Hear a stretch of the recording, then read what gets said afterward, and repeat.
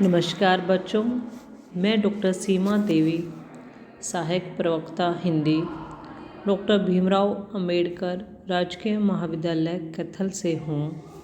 मैं आज आपको सूर्यकांत त्रिपाठी निराला की कविता सन्हे निर्जर बह गया की व्याख्या कराने जा रही हूँ। सन्हे निर्जर बह गया, रेत जो तन रह गया, आम की यह डाल जो सूखी दिखी, कह रही है अब यहाँ पी किया शिकी नहीं आते, पंक्ति में मैं वह हूँ लिखी नहीं जिसका अर्थ जीवन दह गया। यहाँ पर सूर्यकांत त्रिपाठी निराला जी जब जीवन में एक अपेक्षित और नीरस हो चुके हैं और उनके जीवन में कोई प्रेम नहीं रहा, उस समय के अपने भाव व्यक्त कर रहे हैं इन पंक्तियों में। तो यहाँ पर निराला जी कहते हैं कि मेरे हृदय में जो प्रेम रूपी झरना प्रवाहित हो रहा था, अब वह सूख चुका है, अर्थात मेरे जीवन में स्नेह समाप्त हो गया है। मेरा शरीर रेत के समान नीरस और शुष्क बनकर रह गया है। जिस प्रकार झरना सूख जाने पर उसकी तली में रेत ही रेत रह जाती है, उसी प्रकार से कवि के जीवन से प्रेम समाप्त हो चुका है। फलस्वरूप उसका शरीर रेत के समान शुष्क और सारहीन हो गया। कवि पूर्ण कहता है कि यह जो आम की सूखी शाखा दिखाई दे रही है, मानो संसार से यह कह रही है कि अब कोयल अथवा मोर मेरे जीवन में नहीं आते। कहने का मतलब है कि जब आम की शाखा हरी भरी होती है तो कोयल उस पर बैठकर कूकती है और मोर आम के वृक्ष के नीचे नृत्य करते हैं। लेकिन जब टहनी सूख जाती है तो ये दोनों पक्षी उसके पास तक नहीं आते। यही स्थिति कवि के जीवन की है।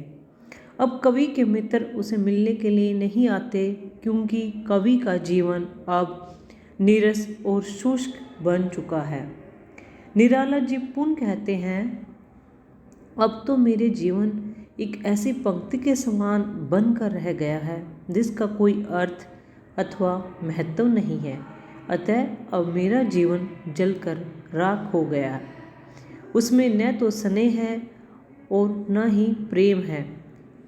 कवि अनुभव करता है कि उसके दुर्दिनों में साथ देने वाले उसके कोई मित्र भी अब शेष नहीं रहा है। तो यहाँ पर निराला जी के ने अपनी इन पंक्तियों में अपने जीवन की निराशा और निरसता प्रतीकात्मक शब्दावली का बड़ा ही सजीव और सुंदर वर्णन यहाँ पर निराला जी ने किया है। दिए है मैंने जगत को फूल फल, किया है अपनी प्रभा से चकित चल, पर अनश्वर था सकल पलवित पल, ठाठ जीवन का वही जो ढह गया। तो यहाँ पर वो कहते हैं कि कवि कहना चाहते हैं कि जीवन में निराशा के भाव समाये हुए, लेकिन फिर भी वह इस बात को लेकर आश्वस्त है कि उसका जीवन यात्रा असफल नहीं रही। कवि ने असंख्य रचना लिखकर बहुत सारी रचनाएं लिखी, साहित्य जगत में अपना योगदान दिया।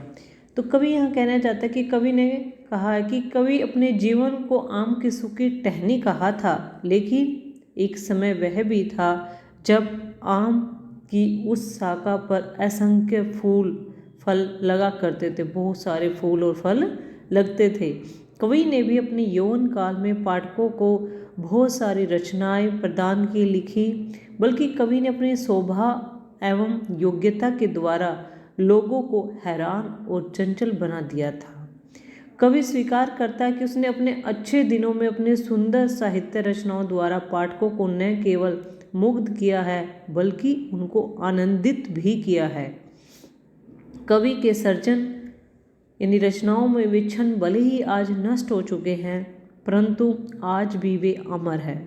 कवि का साहित्य भी अमर है, लेकिन अब कवि के जीवन के वे क्षण भले ही आज नष्ट हो चुके हैं, परंतु आज भी वे अमर है। कवि का साहित्य भी अमर है, लेकिन अब कवि के जीवन का वह आनंद और उल्लास तथा शानो शौकत के क्षण समाप्त हो गए हैं। कवि के जीवन का वह ठाठ अब नष्ट हो चुका है। तो यहाँ पर जो है कवि बताना चाहते कि उन्होंने भले ही उनके जीवन में नीरस वो हो गया, लेकिन उन्होंने अपने समय में हिंदी साहित्य जगत को अपने एक उच्च कोटि का जो है साहित्य भी प्रदान किया है। अब नहीं आती पुलिन पर प्रियतमा, श्याम तरन पर बैठने को निरुपमा, बह रही है हृदय पर केवल अम्मा, मैं अलक्षित हूँ यही कवि कह गया। तो यहाँ पर जो कवि ने स्वयं स्वीकार किया कि निराशा से परिपूर्ण अपनी जो वृद्धावस्था का जो वर्णन करते हैं, तो स्वीकार करते हैं कि उनके जीवन में सरसता के स्थान पर निरस्ता और निराशा समा गई है। कवि यहाँ पर आगे कह रहे हैं कि अब मेरे जीवन रूपी तट पर प्रियतमा आतुर होकर मिलने नहीं आती, न ही वह अद्वितीय सुंदरी मेरे साथ बैठने के लिए हरी घास पर आकर बैठती थी।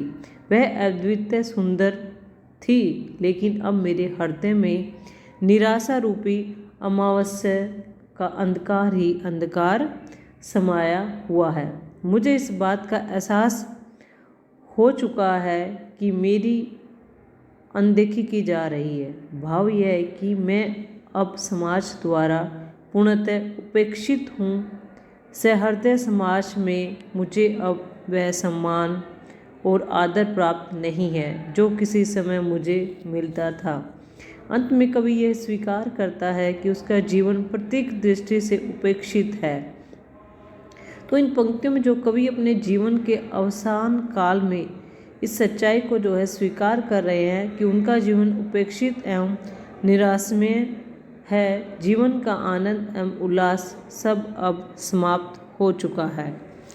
तो अब आप सभी ने जो है इस व्याख्या को बड़े ही ध्यान से सुना, इसके लिए आप सभी का धन्यवाद। बार बार आप इसे